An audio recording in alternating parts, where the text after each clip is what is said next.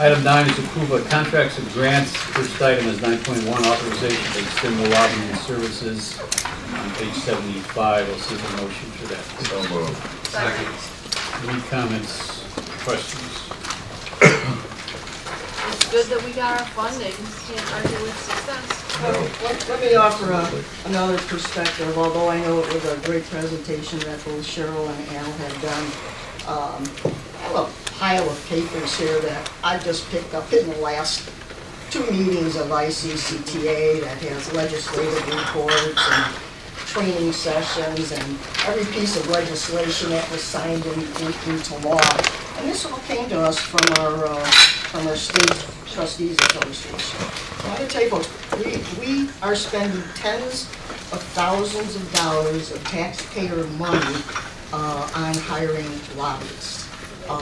And when I see a presentation like we had tonight, although they did a great presentation, I didn't really hear anything that makes me excited to want to spend another $60,000. I say that at the same time knowing that we, as the Illinois Community College Trustees Association, of which we pay dues to, we have 2 lobbyists. We have a former House member, Tom Ryder, and Jessica Nardula.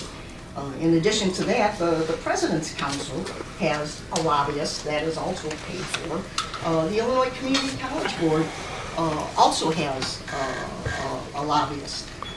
And I had, along with Rich Anderson, had the opportunity to sit in an executive committee meeting in Springfield of our association. And the topic of lobbying did come up. And at attendance at our executive retreat was the president of the President's Council, Tom Ranch.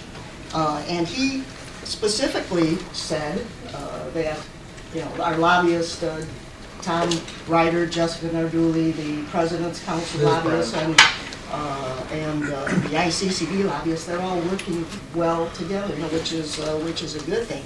But he also went on to say, when individual schools hire their own lobbyists, they cause, and this is a quote, disunity of message and voice. And I know we got our money,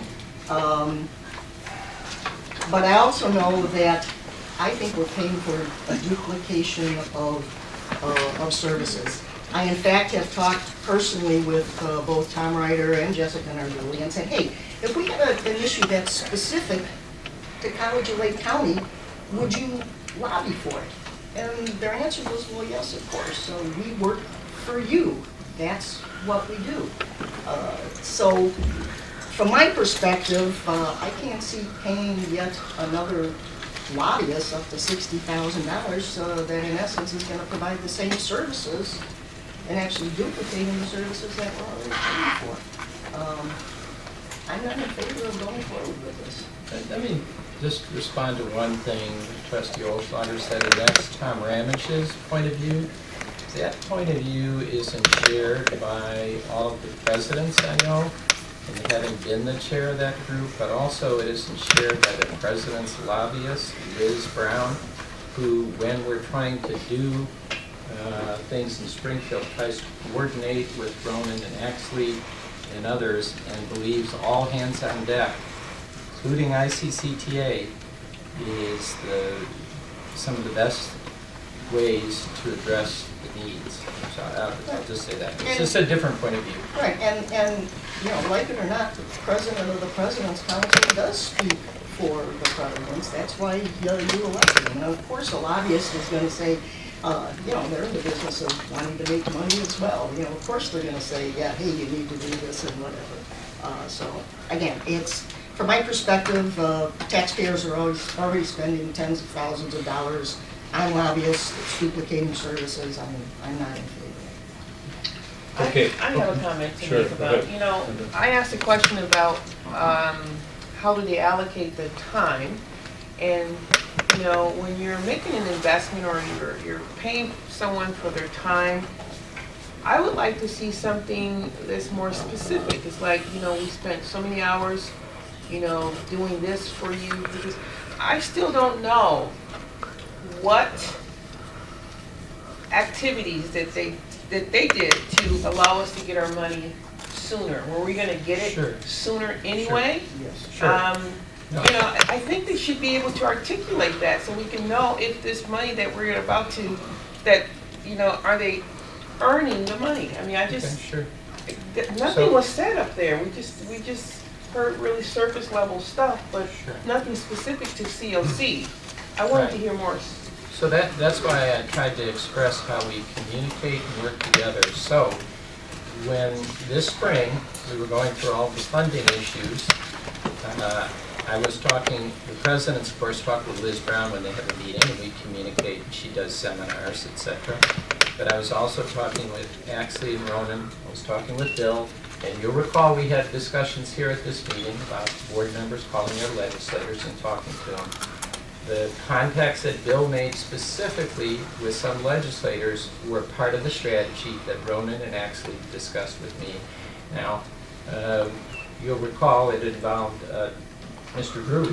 Right, well, Drew was, as I mentioned, the only one that didn't support it, and it was pointless to talk to him. So their strategy was to have us sign a letter from all our legislators, bipartisan, and show bipartisan support. So that was the actual strategy they employed. Then when it came down to getting, and actually, we were the only one who kind of stepped out to do that with our legislators. We had gone around, Nick and I had gone around, and I know some of you were down there too. We talked to the legislators, but Axie and Ronan were down there helping get those signatures on that document that we needed from our legislators. And then really it was Barb Wheeler and Sherry Giselle who really took it upon themselves to walk that, but they couldn't walk it in until they had the signatures. So then they walked that into the governor's office, and then we were communicating in sort of a three-way, sort of a triangle where I would go back to Cheryl Axley, she would return to our legislators, I talked to Senator Link, Senator Bush, Nick outreach to others. I know the chairman was involved too. So then when we came back, but I have to give a lot of credit to Barb Wheeler, who really kind of stepped up to and said, I'm going to stay on the governor's office because really it's his decision. And so, as I said, success speaks for itself. We were probably the only major project funded for a community college. Dr. Weber, I hear you selling us on the idea of redoing this. Can we have, before we vote, board, before we vote on this, can we have something more specific in writing that they've done this, they did this, they did this? All I see is, you know, we got a project approved, and what I hear, you know, other comments, it was about to get approved anyway. So is that too much to ask for more specific activities that they've done? There were- Or That are up There and was above what our is lobbyists that too are much? I already mean, is that too much to ask? I'm finding this all incredulous. I mean, really, it's like, Really? what? Yeah. Yes, really. Help me to understand why is that so? So I've worked with lobbyists. Let Go ahead, Rich go ahead, have Rich. board. Go ahead, Rich. There were 5 colleges that got funding out of probably 15 to 20 colleges that didn't get funding. And the model came to us from I think Dr. Weber talking to a specific legislator who threw his hands up and said, go get a letter put together and why this is a good project, why it's important for your community, and get our fellow legislators to sign it. That was done, and that was the only model out there. And then Dr. Weber gave it to Cheryl and Al, and they walked it around and got signatures. Other legislators helped get those signatures, but this was a model that was used by our lobbyists to get the signatures, get it into using Barb Wheeler, getting it into the governor's office, and basically explaining to a governor's office that didn't even realize that this money was being held up, Yeah. and got it released for 5 colleges. You heard him say, we got more money than the other 4 colleges, or the other 3 colleges. And that's incredible. I mean, that's work. And no, it's not billable hours. You know, he's walking down the hallway and seeing a legislator and says, hey, by the way, we're working on this for the College of Lake County. Maybe spends 5 minutes and then continues on. But that 5 minutes might have turned the page for us to get the money. And to listen to Trustee Oshlag, I respectfully disagree with you. If we go to the State Trustee Association and say, hey, we need to get this money for our College of Lake County building and get it restarted, they're gonna go to the 25 other colleges and say, hey, how about your building? Do you need them restarted too? Instead of working for the College of Lake County and going in and getting the money for the College of Lake County, which is what we're responsible for, the 7 members of the board sitting here, not the whole state of Illinois. So no, individual legislators for each college is a very important thing. We are lucky we were able to get this back a few years ago, and the work these guys have done has been tremendous and has helped the people of Lake County. Getting that building started in Waukegan, I never thought we'd see that for 2-3 years. I can't believe we're starting it already. And they just, and the architect just told us 40 to 50% of the plans have been done already. This is amazing. And now we're saying, oh, let's slay the goose that laid the golden egg. It makes no sense. First of all, those were not my words. All I asked for something more specific. This is basically a 1 paragraph saying that we should renew. When we look at this 5 years from now, and we're trying to justify the dollars spent, don't you think it would be wise for the board to maybe have some specific reasons why we think this is a good idea? Okay, I'm gonna add to what you're saying. We don't have the contract here. What we Okay. have is just a recommendation. It would probably be good if we had the contract here. We don't have that. Be that as it may, I totally agree with Trustee Anderson is what he said. I mean, I did the kind of work, and a lot of people do the kind of work where you count the amount of time that you spend in your work. I don't believe this is that kind of work. I believe it is phone calls, hallway encounters, lots of different relationship building, and I think results speak. I totally think that it's wonderful to think in terms of financial austerity and that we already have these lobbyists that are representing the state organizations, but we need somebody, since we have these buildings that are going to be really in bad shape if we don't get the money. We have so much at stake that we need to have people who are getting us results. They have gotten us concrete results, and now we're going to have this situation in the Lakeshore campus. So it's not like our need is gone. It's not like we're not doing capital projects. We're getting geared up again for a second one. So now we're doing okay where we are here. That one's okay, but our need did not go away.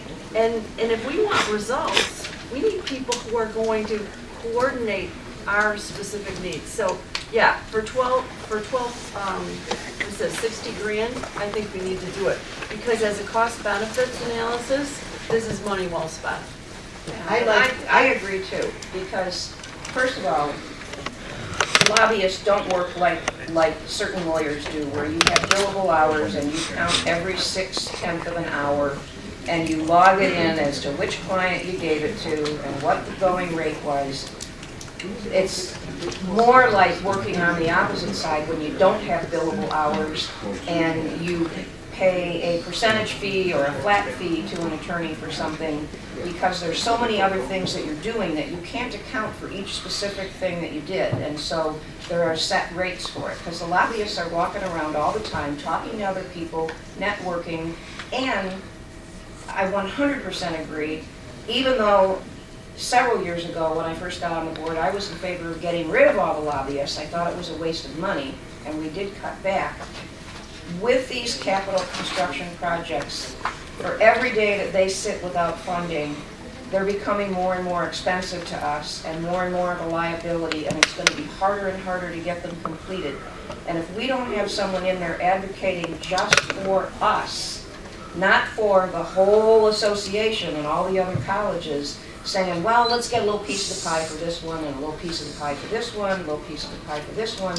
No, they're going in and saying, we need this money now for CLC. And I think that's important.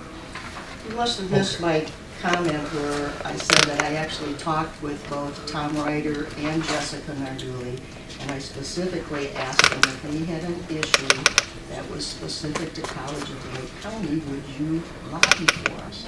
Their answer was yes, we work for you. All I'm trying to do is not pay for duplicating services that can already be provided by folks that are already getting, taxpayers, again, they pay tens of millions of dollars for lobbyists. Sure, the more people you have singing the same song, the more effective you're going to be. Our legislators, they're all in our corner. We all have relationships with them.